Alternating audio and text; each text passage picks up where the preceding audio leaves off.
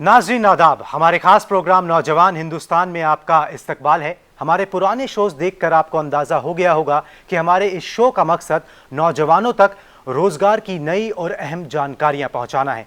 रिवायती शोबों से हटकर वो क्या कर सकते हैं, कहां अपना करियर बना सकते हैं, इस पर भी हम बातचीत करेंगे और ये जानकारी भी हम युवाओं तक पहुंचाते हैं। ये हम अपनी जिम्मेदारी समझते हैं। आज बात करेंगे बिजनेस मैनेजमेंट की। ये फील्ड बहुत वास्ट है।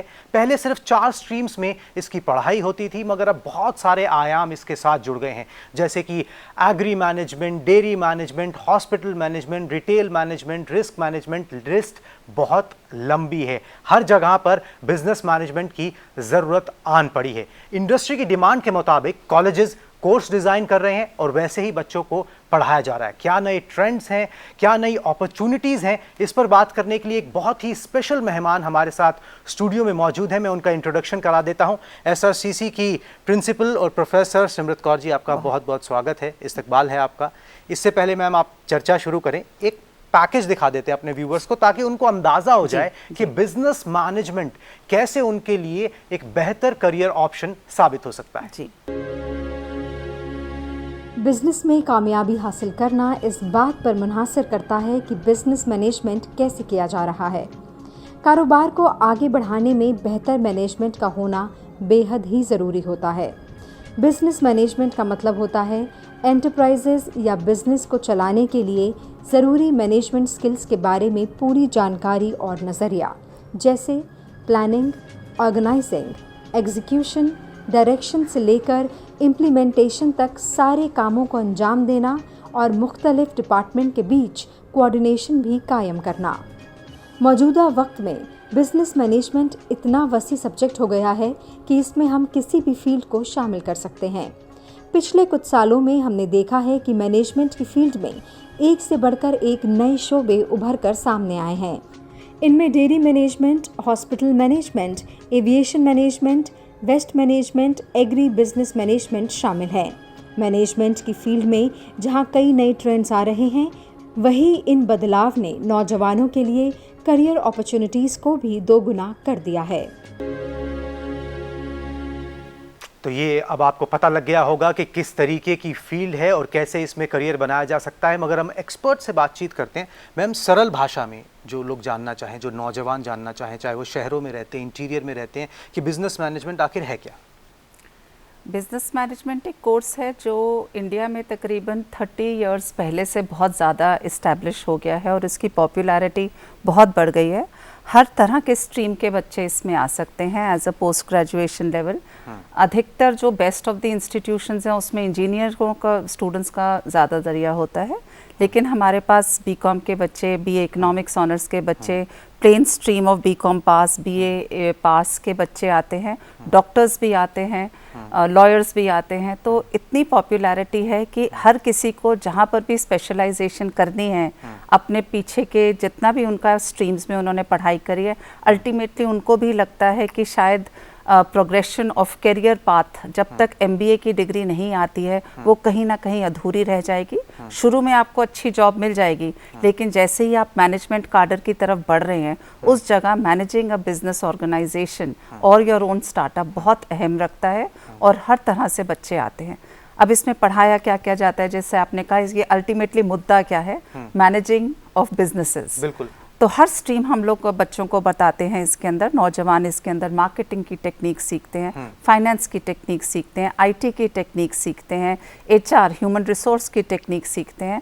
तो अधिकतर हम उनको हर तरह का एरिया बता देते हैं, लेकिन जैसा आपने बिल्कुल सही कहा, रीसेंट टेक्नोलॉजी की एडवांसमेंट के कारण बहुत से न्यू कोर्सेज इसमें आए हैं। मेरे ख्याल से जिस तरीके से आप आगे बढ़ेंगे हम उनके बारे में भी बातचीत करेंगे। बिल्कुल। मगर एक सवाल जो जहन में उठता है, जैसे आपने MBA का नाम लिया, हर कोई जानता है MBA डिग्री क्या है और वो अपने करियर, आपके करियर को किस तरीके से बूस्ट कर सकती है, मगर क्या अंडर ग्रेजुएट लेवल पे भी इसकी पढ़ाई होती है और वो कितनी अहमियत रखती है?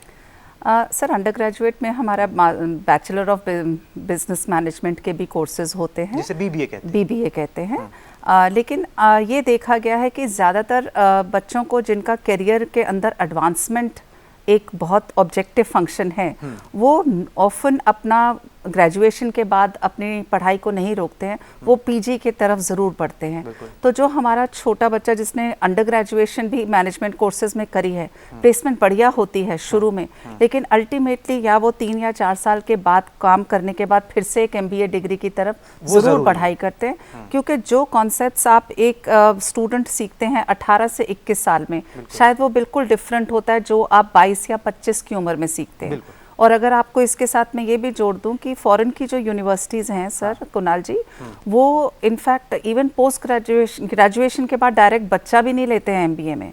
वो कहते हैं कम से कम आपको 2 वर्ष कहीं ना कहीं काम करना है, तभी आप जो थ्योरेटिकल कॉन्सेप्ट्स हम क्लास में सिखा सकते हैं, अपनी पुरानी प्रोफेशन के साथ जोड़कर उसको अप्लाइड थ्योरेटिकल कॉन्सेप्ट्स में ले जा सकते हैं। So doing post graduation is important अगर लाइफ में आपको बहुत high level of growth professionally चाहिए। अंडर ग्रेजुएट लेवल पे वो आपको बेस दे सकता है अगर आप उसी में स्पेशलाइजेशन, उसी फील्ड में आगे चढ़ना चाहें, मगर एक MBA जो है वो ज़रूरी है। और ये आपने बहुत अच्छी बात बोली, फॉरेन यूनिवर्सिटीज़ या फॉरेन कल्चर की आपने बात की कि वहाँ पे इस तरीके का चलन है। क्या हिंदुस्तान में भी है? कि जितनी हमें जानकारी है BBA के बाद सीधा MBA हिंदुस्तान में किया जा सकता है? जी, आपने बिल्कुल ठीक कहा। भारत के अंदर हमारा कोई ऐसा नहीं है कि MBA आपको 2 सालों के बाद ही करना है। और मेरा पिछले 30 इयर्स का एक्सपीरियंस भी मैनेजमेंट स्कूल्स के साथ बहुत गहरा रहा है। हमने कुछ ऐसा डायरेक्ट नहीं देखा कि जो बच्चा 2 साल के बाद आता है वो जनरली सुपीरियर होगा, ऐसा कोई एनालिसिस हार्ड एंड फास्ट नहीं है। लेकिन हम लोग जो लोग पहले 2 साल काम कर आते हैं, हम उनको लैटरल प्लेसमेंट्स की तरफ ले जाते हैं, जिनका शुरू की जो सैलरी है वो थोड़ी सी डिफरेंट होती है एज कम्पेयर टू जो डायरेक्ट ही MBA कर रहा है। तो उनको लैटरल प्लेसमेंट से लाते हैं, बाकी के बच्चों को दूसरा प्लेसमेंट प्रोसेस होता है। सो कंपनीज भी जो हायर कर रही हैं, कहीं ना कहीं उनका प्रेफरेंस आता है कि अगर कोई 2 साल के एक्सपीरियंस के बाद MBA कर आ रहा है, तो उसको हमने किस कार्डर में लेना है, और बाकियों को जो डायरेक्ट आए हैं उनको हमने किस कार्डर में लेना है। एक सवाल और है जो इसमें से लाजमी उठता है कि MBA का कोर्स है, आपने बताया उसकी कितनी इंपॉर्टेंस है, मगर कुछ कॉलेजेस उसे 1 साल का ऑफर करते हैं, कुछ कॉलेजेस उसे 2 साल का ऑफर करते हैं। फ़र्क क्या है? कुणाल जी, सबसे पहले तो ये देखना है कि MBA सिर्फ हमें डिग्री नहीं चाहिए, कौन से इंस्टीट्यूट से आपने करा है वो बहुत अहम महत्व रखता है। बहुत से मशरूम्स MBA के कॉलेजेस और इंस्टीट्यूशंस खुले हैं, हमको वहाँ नहीं जाना है। हमारे को रेटिंग देखनी है, रैंकिंग देखनी है, ताकि हमारी जो वैल्यू एडिशन 2 साल की हो वो वहाँ पर बहुत ज़्यादा हो। बहुत से बच्चे कई बार एक रिटर्न ऑन इन्वेस्टमेंट भी करते हैं, क्योंकि जो बेस्ट ऑफ द इंस्टीट्यूशंस हैं जिसमें आप IIMs को ले आते हो, उनका जो फीस स्ट्रक्चर है वो बहुत हाई है। तो मुद्दा ये उठता है कि मिडिल क्लास का या लोअर मिडिल क्लास का बच्चा अगर बहुत ज़्यादा फीस स्ट्रक्चर दे रहा है, तो क्या इमीडिएटली 2 साल के बाद उसका रिकवरी पीरियड क्या होगा? बिल्कुल। और कुछ ऐसे इंस्टीट्यूशंस हैं जो सरकारी हैं और बहुत बढ़िया हैं, फीस स्ट्रक्चर कम है, तो वहाँ पर भी आपको अगर सेम रिटर्न मिल रही है तो कैसे करेंगे? लेकिन ये इतना पॉपुलर कोर्स है, इतना पॉपुलर कि आपकी परसेंटाइल जो कैट कॉमन एडमिशन टेस्ट होता है, जब तक आप उसके अंदर 98, 99 नहीं लाते सर, आपकी टॉप इंस्टीट्यूशंस के अंदर दाखिला होना मुश्किल है। तो सोच के एडमिशन लीजिए कहाँ आप ले रहे हैं। आपने जो बात बोली व्यूअर्स के लिए, अंडरस्टैंडिंग के लिए, जैसे आपने बोला भाई अपनी आप जो कॉलेजेस चुनते हैं उनकी रैंकिंग्स देखिए, कहाँ देखी जाती हैं ये रैंकिंग्स, और एडमिशन की जो प्रक्रिया है, जैसे आपने कैट का नाम लिया, और कौन कौन से कोर्सेज एडमिशन एग्जाम्स हैं जो दे के आपको एडमिशन मिल सकती है? जी, ज़्यादातर तो कैट के ही थ्रू हमारा MBA का एंट्रेंस एग्ज़ाम होता है, common admission test across India. जो टॉप हमारे हैं जितने IIMs हो गए, FMS हो गया, पहले FMS का अलग एग्जाम होता था, कुछ अभी भी कुछ इंस्टीट्यूशंस कॉलेजेस हैं जो अलग एग्जाम करते हैं, कैट के अलग। अब जैसे मैं अपना ही एग्जाम्पल देती हूँ, श्रीराम कॉलेज ऑफ कॉमर्स भी 2 साल का GBO प्रोग्राम रन करता है। हम अपना एक अलग एग्जाम लेते हैं, और उस अलग एग्जाम के अंदर जो हमारी मेरिट लिस्ट है, साथ में ग्रुप डिस्कशन, पर्सनल इंटरव्यू तो हर जगह ही होता है। तो नॉर्मली 3 क्राइटेरिया में आपका एडमिशन इसके अंदर विभाजित कर सकते हो। सबसे पहले तो आपने अपना एग्ज़ाम दे दिया, उसमें आपके कितने नंबर आए, और नंबरों से ज़्यादा हम परसेंटाइल में बात करते हैं। उसके बाद आपका कुछ परसेंटेज हमेशा ग्रुप डिस्कशन और पर्सनल इंटरव्यू। इसका मतलब आप किस तरीके से नॉलेज ओवरऑल रखते हैं, क्योंकि कैट में सर आपके 4 या 5 हिस्से होते हैं। एक आपका एनालिटिकल एबिलिटी होता है, एक आपका लॉजिकल स्किल्स होता है, एक मैथमेटिकल एबिलिटी होता है, और इंग्लिश के 2 सेक्शन होते हैं, कॉम्प्रिहेंशन वाला और एक वोकैबुलरी वाला। तो ये सब तो हमने आपका देख लिया, लेकिन अल्टीमेटली आपकी जनरल अवेयरनेस क्या है, आपका प्रेजेंटेशन स्टाइल क्या है, आप किस तरीके के व्यक्ति प्रतीत होते हैं, टीम लीडरशिप स्पिरिट है, वो सब हम आपको 1-on-1 पहले ग्रुप डिस्कशन में आपको आंचलन करते हैं, उसके बाद हम आपको अपने पर्सनल इंटरव्यू जो अलग अलग करते हैं, आप बहुत कम हो गए हैं। SRCC अभी भी उनमें से एक है, लेकिन अधिकतर अब कैट के स्कोर में होते हैं। कुछ इंस्टीट्यूशंस आप GMAT के स्कोर पर भी करते हैं। ISB हैदराबाद GMAT इंटरनेशनल है वो सर, ठीक है। तो अगर आपने डोमेस्टिक में देना है तो आपका कैट, इंटरनेशनल स्कोरिंग से एडमिशन लेना है तो GMAT, विदेशी यूनिवर्सिटी में एडमिशन लेना है तो GMAT में जी। एग्जाम देना पड़ेगा, जी। वहाँ स्कोर लाना जी। पड़ेगा। अगर आपको इंडियन यूनिवर्सिटीज में जी। लेना है तो कैट में लाना पड़ेगा। जी। अधिकतर वो ले रहे हैं, अधिकतर। मगर जांचना वही चीज है, चाहे आप कैट हो या फिर GMAT हो। जो इंस्टीट्यूशन है वो जो एडमिशन ले रहा है, जो सीकर है, जो नौजवान है, उसमें वो वही क्वालिटीज देखना चाहते हैं और उसी को वो जांचने के तरीका है। बेसिकली बात यही है। एक चीज़ और मैं कुणाल जी इसमें बताऊंगी, जब आप इंटरनेशनल जाते हैं तो एक SOP बहुत अहम उसके अंदर होता है, स्टेटमेंट ऑफ पर्पस। Okay. वो आपको जानना चाहते हैं कि आप क्यों ये कोर्स करने जा रहे हो। ठीक है। कई बार भाग दौड़ में जस्ट क्योंकि आपके सब फ्रेंड्स कर रहे हैं ये कोर्स, आप भी अप्लाई कर देते हो और आपको समझ नहीं है कि आप ये क्यों कर रहे हो।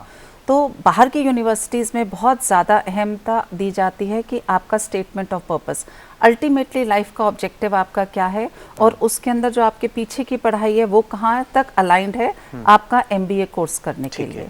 और ये मैं भी हर एक नौजवान से बोलूँगी कि आपको अपने अंदर झांक करके देखना है कि आप क्या करना चाहते हैं, ना कि आप क्या बनना चाहते हैं। होता क्या है, बनने के लिए तो आप एक तरह से बोल देते हैं, छोटे बच्चे मैं डॉक्टर बनना चाहूँगा। लेकिन अगर आप उनको बोलो क्या आप गांव में जाकर के मरीजों की या हॉस्पिटलों में ही अपनी सारी ज़िंदगी डालोगे, तो कहते नहीं हमें ऐसा नहीं चाहिए। MBA के अंदर ये बहुत ऑफन हो जाता है कि आप एक आउटगोइंग पर्सन नहीं है, लेकिन आपने मार्केटिंग ले लिया तो वहीं पर आपका निचोड़ थोड़ा सा तालमेल नहीं खाएगा। तो अपनी पर्सनालिटी को उभार कर इंट्रोस्पेक्ट करिए, आपका कैलिबर क्या है, आप क्या चाहते हैं, और हर तरह का डोमेन MBA में अवेलेबल है, उसको परस्यू करिए। ये बहुत इंपॉर्टेंट है जो मैम ने बात बोली कि आप टेक्निकल फील्ड एजुकेशन नहीं है, ये इंजीनियरिंग नहीं है जिसमें आपको पर्दे के पीछे रह के काम करना है, इसमें आपको आगे आके लोगों से डील भी करना है। तो बहुत सारी स्किल्स जो हैं वो इंपॉर्टेंट हो जाती हैं अगर आप MBA करने जा रहे हो। हम स्किल की अगर बात करें तो एक अच्छे स्टूडेंट के अंदर जो MBA करने आ रहा है, क्या स्किल कॉलेज देखता है, क्या स्किल होनी भी चाहिए? अगर आप मैं इसको बांटूं तो हम लोग इसको कहते हैं, एक आपका नॉलेज सेट, एक आपका स्किल सेट और एक आपका माइंड सेट। बिल्कुल 3 हिस्सों में बांटते हैं। नॉलेज सेट तो आपको करिकुलम ने दे दिया, आपको जो क्लासरूम के अंदर पढ़ाया, आपने जो इंटर्नशिप कर ली और वो सब हो गया नॉलेज सेट, जो यूनिवर्सिटी प्रिस्क्राइब्ड कोर्स। अब ये हो जाता है क्या जो कोर्स पढ़ाया जा रहा है क्या वो इंडस्ट्री को उसकी रिक्वायरमेंट है या नहीं है। तो हमने मैच करना है कि आपका नॉलेज स्किल क्या आपका स्किल सेट से मैच करता है। अगर नहीं करता तो एज एन इंस्टीट्यूशन हम लोगों को ये देखना पड़ता है कि बच्चे को हम वैल्यू एडेड कोर्स दे दें, क्योंकि जो यूनिवर्सिटी का कोर्स करिकुलम है हो सकता है वो 4 साल बाद बदले, 5 साल बाद बदले, लेकिन जिस तीव्रता से साथ हमारे कोर्स और डायनामिक इन्वायरमेंट बदल रहा है, स्पेशली जो डिजिटली डिस्ट्रप्टिव टेक्नोलॉजी, हर तरफ एक क्रांति आ चुकी है डिजिटलाइजेशन की। अगर वो कोर्स में किसी वजह से अभी नहीं इंट्रोड्यूस हुई है तो आप उसको वैल्यू एडेड की तरह लाइए। वो कोर्स आपका सर्टिफिकेट कोर्स हो सकता है, डिप्लोमा, और इसके अंदर आज की तारीख में कुणाल जी हम लोग machine learning, artificial intelligence, big data analytics, 3D printing, internet of things, bitcoins and crypto currency, तो ये सब की जानकारी स्टूडेंट को बहुत ज़रूरी है, चाहे वो मार्केटिंग में जाए, चाहे वो फाइनेंस में जाए, चाहे वो HR में जाए। हाँ, क्योंकि वर्क एनवायरनमेंट में उसको ये सब कुछ मिलने वाला है, उसको पता होना चाहिए कि ये आखिर है क्या, वर्क कैसे करता है। बिल्कुल। और अगर मैं इसमें एक चीज़ और बोलूं, मैंने नॉलेज और स्किल को तो कर दिया, अब मैं आती हूँ माइंडसेट पे। और माइंडसेट में मैं ये कहना चाहूँगी कि अगर आपका style of functioning leadership role में नहीं आता, अगर आप ग्रुप में काम नहीं कर सकते हो, क्योंकि इसमें मैनेजरियल स्किल्स बहुत ज़रूरत है और रोबोटिक्स तो आगे का सारा काम कर ही देंगे, तो जो आपका एम्प्लॉयर है वो आप में क्या देख रहा है, वो आप में ये देख रहा है कि आप कितने ह्यूमन बीइंग हो, और ह्यूमन बीइंग का मतलब है हाउ ह्यूमन यू आर। तो जब तक आपके अंदर स्थिरता और पार्टिसिपेशन स्पिरिट नहीं है तब तक करियर में प्रोग्रेशन करना मुश्किल है। तीनों का कॉम्बिनेशन है तो शुरू की जॉब अच्छी है, लेकिन सबसे बड़ी बात जो मैं अपने नौजवानों को बताना चाहूँगी कि कि कोई भी आप ये मत सोचिए MBA कर लिया तो लाइफ लॉन्ग लर्निंग खत्म होगी, नहीं। आजकल इतना डिस्ट्रप्टिव टेक्नोलॉजी आ गई है कि आपको हर कुछ सालों के अंदर अपने आप को अपग्रेड करना पड़ेगा। तो इसी जहन से आप चाहिए कि सीखना तो उम्र भर है। MBA ने आपको बेस बहुत बढ़िया दे दिया, उसके बाद अपने आप जाकर इंडस्ट्री में देखिए, न्यूज़पेपर्स में देखिए किसकी रिक्वायरमेंट है, अपग्रेड योर ओन स्किल्स। बिल्कुल, ये एक अंतिम पड़ाव नहीं है, ये यहाँ से बंदा सीखना शुरू करता है। और मैनेजमेंट स्किल जैसा कि मैम ने बताया वो बहुत ज़्यादा मायने रखती है। मैम आपने कुछ पॉइंट्स को टच किया, AI को टच किया, ये सब नई चीज़ें हैं डिजिटली। और क्या नए ट्रेंड्स हैं जो इस फील्ड में आ रहे हैं जो आपको महसूस होते हैं, और उनमें अपॉर्चुनिटीज़ क्या है जिनको इनकैश कर सकते हैं बच्चे? सबसे ज़्यादा बड़ा ही यही है जो हमारा इंडस्ट्री 4। इंडस्ट्री 4 का मतलब ही है कि जो डेटा से रिलेटेड है, ये हमारा 4th इंडस्ट्रियल रेवोल्यूशन हम इसको कहते हैं, डेटा ड्रिवन टेक्नोलॉजीज़। आप किसी भी स्फीयर में चले जाइए, चाहे आप वॉलमार्ट की बात करें जो इंटरनेशनल चेन ऑफ सेलिंग है, या आप टारगेट की बात करें, या आप किसी भी चेन में करिए, हर कोई डेटा को एनालाइज कर रहा है। तो बिग डेटा एनालिटिक्स आपको करनी ही है। इसके अंदर कुछ कोर्सेज होते हैं, आप R सीख लीजिए, आप SAP सीख लीजिए। तो ये सॉफ्टवेयर्स हैं जिसके ऊपर डेटा को एनालाइज किया। अब ये डेटा ये नहीं है, पुराने ज़माने में कुछ ही साल पहले इनफैक्ट 500 का डेटा हम लोग कलेक्ट करते थे, PhD हो जाती थी, क्योंकि हमने प्राइमरी डेटा कलेक्ट किया, क्वेश्चनियर भैया एनालाइज करा। बिग डेटा रियल टाइम पे डेटा आ रहा है, और इसके 3 बहुत महत्वपूर्ण डायमेंशंस हैं। सबसे पहले वॉल्यूम, फिर वैरायटी, और फिर वेलोसिटी। वॉल्यूम बहुत बड़ा है डेटा का, वैरायटी बहुत है, चाहे आप उसको व्हाट्सएप की कॉन्वर्सेशन से लाइए, फेसबुक से लाइए, ईमेल से लाइए, कहीं से भी आप यूट्यूब के हिट से ले आइए, डेटा ही डेटा है। इनफैक्ट जब मैं आपके स्टूडियो में भी आ रही हूँ तो मुझे पता है आज मैंने 55 मिनट में पहुँचना है, क्योंकि रियल टाइम डेटा, ये रियल टाइम सर हर फील्ड में अब यूज़ हो रहा है। मार्केटिंग में, हेल्थ केयर में तो सर यहाँ तक हो रहा है कि आपके पूर्वजों की भी जो जीन्स हैं, उसके थ्रू जो आपके डायमेंशंस ऑफ हेल्थ पैरामीटर्स हैं, आपको फ्यूचर में भी बता सकते हैं आपको क्या हो सकता है। तो preventive medication is also now possible. एकदम रेवोल्यूशन है, जिसको क्रांति कहते हैं सर, ये आई है। तो इसको सीखना बहुत ज़रूरी है। आपने एक और मुद्दा बताया, इसके अलावा हम क्या कर सकते हैं सर? कॉर्पोरेट सोशल रिस्पॉन्सिबिलिटी बहुत ज़रूरी चीज़ है, CSR, और ये कंपनीज की तरफ से होगा, क्योंकि फ्यूचर ऑफ द कंपनी को जो रिस्पेक्ट मिलेगा in the industry, in the ranking, वो किस तरीके के मुद्दों के ऊपर अपना CSR इनिशिएटिव कर रही है।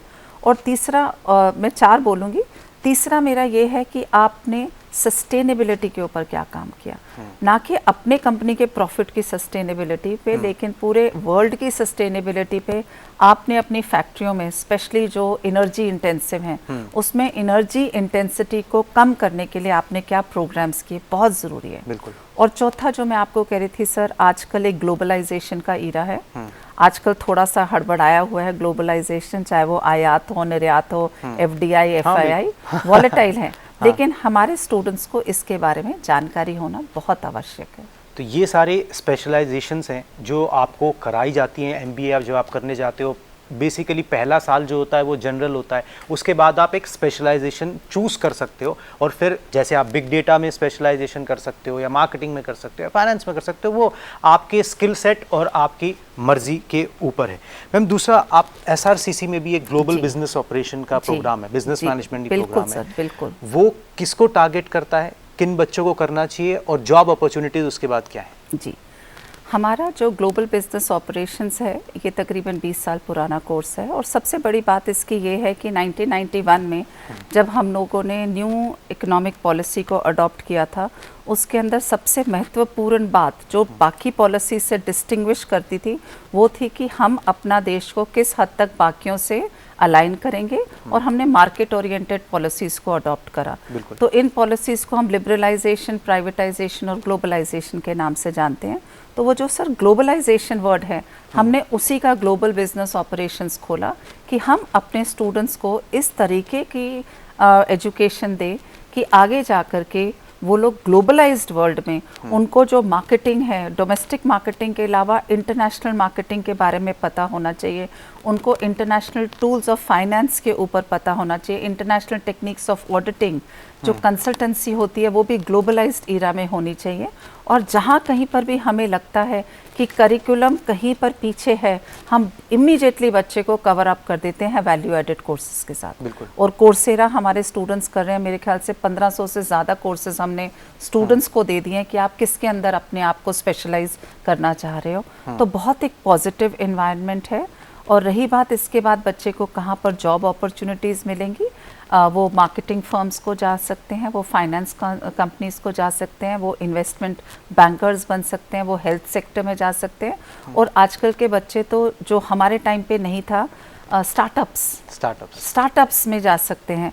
और इसके बाद आपका कोई एवेन्यू बंद नहीं होता कभी, मतलब कभी बिजनेस मैनेजमेंट की जरूरत हर जगह पे है, चाहे वो एक्सपोर्ट फर्म हो, हॉस्पिटल्स हो, कोई भी हो, तो वहाँ पे आपको स्पेशलाइज्ड लोग चाहिए जो डाटा को एनालाइज करें और बहुत सारी स्ट्रैटेजीज के साथ आए ताकि वो बिजनेस भी ग्रो करे और साथ का माहौल जो है वो भी अच्छा रहे। मैम, आप एफएमएस से भी जुड़ी हैं, वहाँ पे भी आप फैकल्टी हैं और डीयू का एफएमएस काफी फेमस है। क्या कुछ नया कर रहा है एफएमएस आज के दौर को देखते हुए?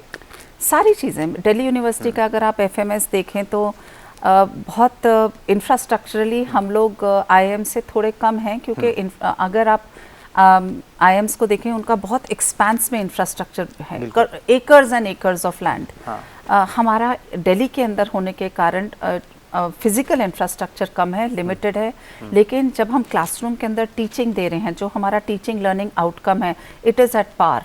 एंड द बेस्ट यार्डस्टिक है कि आपका बच्चा किस लेवल पे प्लेसमेंट हो रहा है, और वही जो आईएम्स का पैकेज है वही एफएमएस का पैकेज है।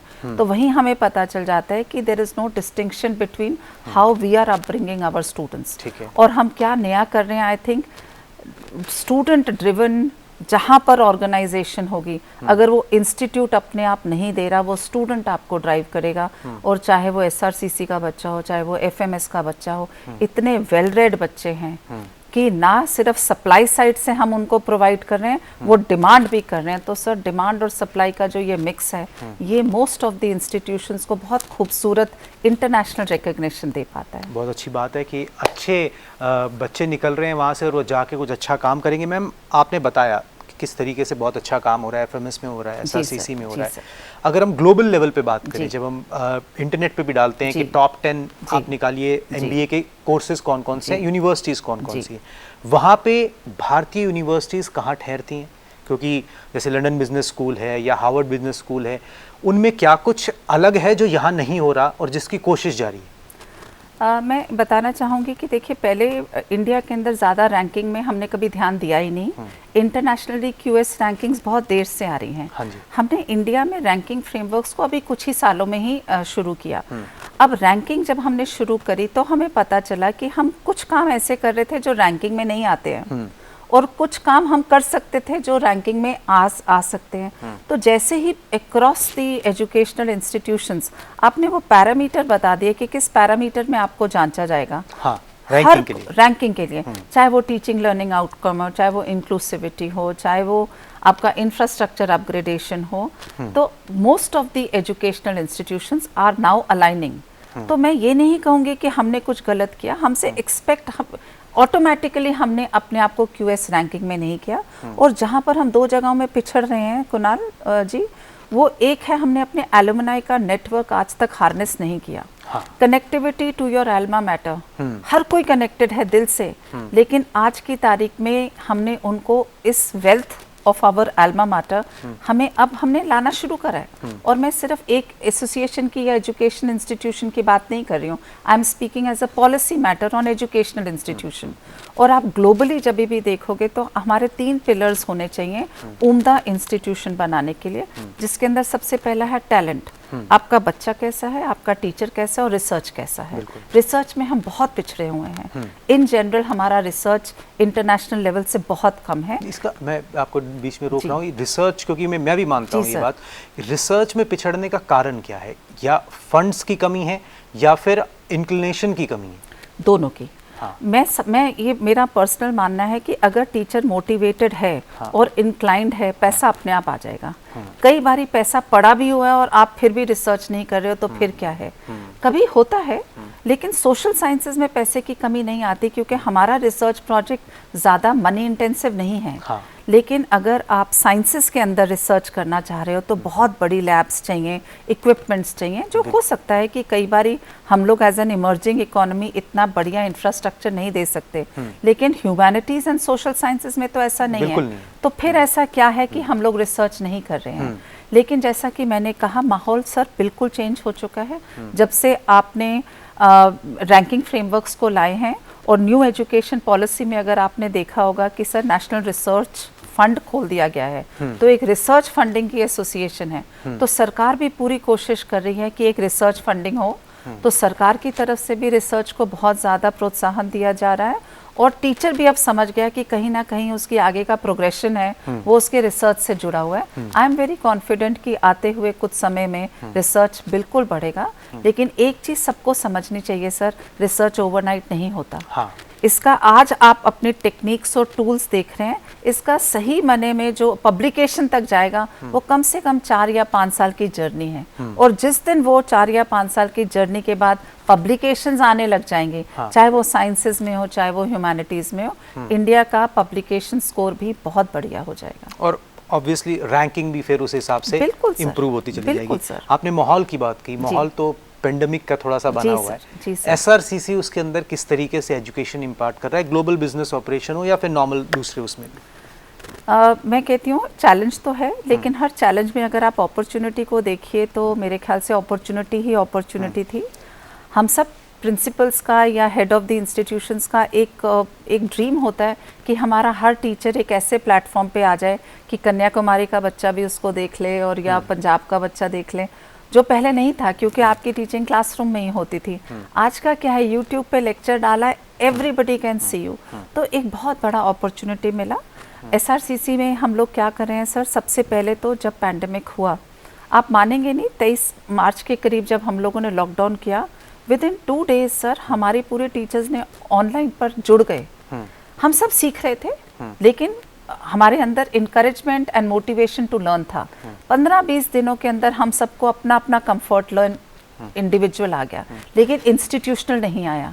इंस्टीट्यूशनल न्यू सेशन शुरू होने में आ गया और हम सब लोग ये कर रहे हैं ब्लेंडेड मॉडल ऑफ लर्निंग, और ये फ्यूचर ऑफ एजुकेशन में भी माना जा रहा है हाइब्रिड मॉडल की। और सरकार भी कह रही है कि ऐसा कोर्स बनाइए कि कम से कम 20% आपका हमेशा ऑनलाइन हो, ताकि आप फ्यूचरिस्टिक अप्रोच से रिस्क को आज मिटिगेट और कम कर सकें। जैसे एक कहावत है मैम कि नेसेसिटी जो होती है it's mother of invention. Invention तो पहले से था, उसका इस्तेमाल जो है वो अब पेंडेमिक की वजह से। बिल्कुल सर, बिल्कुल सही कहा सर आपने। अच्छा, एक चीज़ और मैम व्यूअर्स के लिए मैं जानना चाहता हूँ कि जो बच्चे देख रहे हैं, नौजवान देख रहे हैं, कि इंस्टीट्यूशन का नाम कितना इम्पोर्टेंस होल्ड करता है अगर आपको जॉब मार्केट की तरफ आप देख रहे हो? सर, इंस्टीट्यूशन का नाम जैसे मैं स्टॉक मार्केट के साथ रिलेट कर देती हूँ। स्टॉक मार्केट कभी बहुत हाई होती है, लेकिन वो स्पेकुलेशन के कारण हाई है, उसका फंडामेंटल अच्छे से नीचे नहीं है। तो अगर उस तरीके से अगर आप एजुकेशनल इंस्टीट्यूशन को देखें सर, अगर आपका ब्रांड बढ़िया है और वो ब्रांड के पीछे फंडामेंटल्स भी बढ़िया हैं, तो आप कहीं नहीं गए, आप बिल्कुल उसको ज्वाइन करिए। कभी कभी ऐसा हो जाता है कि सर कोई इंस्टीट्यूशन अच्छा है लेकिन वो कहीं लाइमलाइट में नहीं आया, लेकिन फंडामेंटली स्ट्रांग है, तो अगर आप इस इंस्टीट्यूशन में भी जाते हैं तो आपके जो मुद्दे हैं, कॉन्सेप्ट्स है, क्लैरिटी है, इंटर्नशिप्स हैं, प्लेसमेंट्स हैं, वो आपको सही मिल जाएंगी। लेकिन हवा में उड़े हुए इंस्टीट्यूशंस को ज्वाइन मत करिए, सिर्फ नाम के ऊपर जो अंदर से फंडामेंटली बेस्ड नहीं है। तो अगर आप बहुत ज़्यादा इंटेंसिव एडवर्टाइजमेंट देख रहे हैं तो आपका एक नॉर्मल झुकाव इस इंस्टीट्यूशन की तरफ हो जाता है। मगर आपको उस एडवर्टाइजमेंट के साथ स्टडी करिए कि इसका पीछे का इंफ्रास्ट्रक्चर, प्लेसमेंट, रैंकिंग्स, तो एनालिसिस करना बच्चे के लिए बहुत ज़रूरी है कि वो कहीं गलत इंस्टीट्यूशन में नहीं चले जाए। एफिलिएशन जैसे होता, अगर इसी को जांचने का एक पैमाना बना लें, जैसे कि AICTE से एफिलिएटेड है कॉलेज, पास्ट है कि नहीं है, उससे उसकी स्टैंप है कि नहीं है, तो क्या देखना चाहिए बच्चे को जब वो एक मैनेजमेंट कोर्स के लिए पढ़ने जा रहा है, तो वो क्या देखे कि इस कोर्स में या जिस कॉलेज में वो जा रहा है वो कहाँ से मान्यता प्राप्त है? देखिए, आजकल तो रैंकिंग फ्रेमवर्क आ गए हैं, तो आप वीक उठा लीजिए, आप इंडिया टुडे उठा लीजिए, NIRF रैंकिंग, आपको सब कुछ मिल जाता है उसके अंदर। तो वो एक बर्ड आई व्यू में बच्चे को बता देता है कि कौन आगे कौन पीछे, लेकिन उसको भी स्टडी करने के लिए बहुत ज़रूरी है, क्योंकि जब हम रैंकिंग करते हैं हर एक का वेट होता है, वेटेज। तो स्टूडेंट को ये देखना है कि मान लीजिए एक पर्टिकुलर इंस्टीट्यूट, मैं नाम नहीं लूँगी, कुड बी गुड, लेकिन अगर उसको मार्केटिंग में स्पेशलाइज करना है और उसके अंदर भी डिजिटल मार्केटिंग में, हो सकता है वहाँ फैकल्टी, उसकी फैकल्टी बढ़िया नहीं हो, तो आपको अपना कोर्स देखना है, आपको फैकल्टी देखनी है, फैकल्टी की रिसर्च पब्लिकेशंस देखनी है, और अल्टीमेटली अगर आपको प्लेसमेंट्स भी चाहिए अपने एरिया में, मैं ये नहीं कहती कि प्लेसमेंट सिर्फ पैकेज से जाना है, नहीं, अपनी लाइकिंग के हिसाब से है, तो ये सब आपको इनपुट बेस्ड टारगेट देखना है और आउटकम बेस्ड टारगेट भी देखना चाहिए। मतलब बच्चे को भी काफी रिसर्च करनी है, बिल्कुल। ऐसा नहीं कि आपने सिर्फ देखा कहीं पे हाँ जी ये अच्छा है और जाके ज्वाइन कर लिया, वहाँ पे एग्जाम दे दिया। नहीं सर, और मैं इसी के साथ ये भी जोड़ूंगी कि जब एक MBA का बच्चा प्लेसमेंट के लिए भी जाता है, कई बार आपको हो सकता है 8-9 कंपनीज में प्लेसमेंट हुई, अभी तक आपकी प्लेसमेंट नहीं हुई, आपने इंटरव्यू दिया, जिस भी कंपनी में जाते हैं उसका एनालिसिस करके जाइए। ये नहीं कि आपने HUL है तो आप HUL की कंपनी में बैठ गए, या बार्कलेज बैंक है वहाँ चले गए, या KPMG, नहीं, उस कंपनी का एनालिसिस करिए। तो बिजनेस मैनेजमेंट के विद्यार्थी को और हर किसी विद्यार्थी को अपना एनालिसिस करो, उसके बाद कंसल्टेशन करो, फिर फाइनल डिसीजन लीजिए। बिल्कुल मैम, शुक्रिया आप स्टूडियो में आए, आपने बहुत महत्वपूर्ण, बहुत इंपॉर्टेंट जानकारी हमसे शेयर की, और मैं को यकीन है कि जो व्यूअर्स देख रहे होंगे, जो नौजवान देख रहे होंगे, उनको पता लगा होगा क्या बिजनेस मैनेजमेंट है, क्या इसमें करियर कैसे बनाना है और क्या कुछ देखना है जब हम आगे बढ़ रहे हैं इस डायरेक्शन में। मैम आप स्टूडियो में आए, इसके लिए बहुत बहुत शुक्रिया। Thank you so much. मैं उम्मीद रखती हूँ कि विद्यार्थियों को इससे वैल्यूएबल एडिशन मिला होगा। Thank you Kunal ji. Thank you ma'am. तो उम्मीद है आपको आज का शो पसंद आया होगा। अगले हफ्ते फिर हाजिर होंगे एक नए टॉपिक के साथ। तब तक के लिए खुदा हाफिज।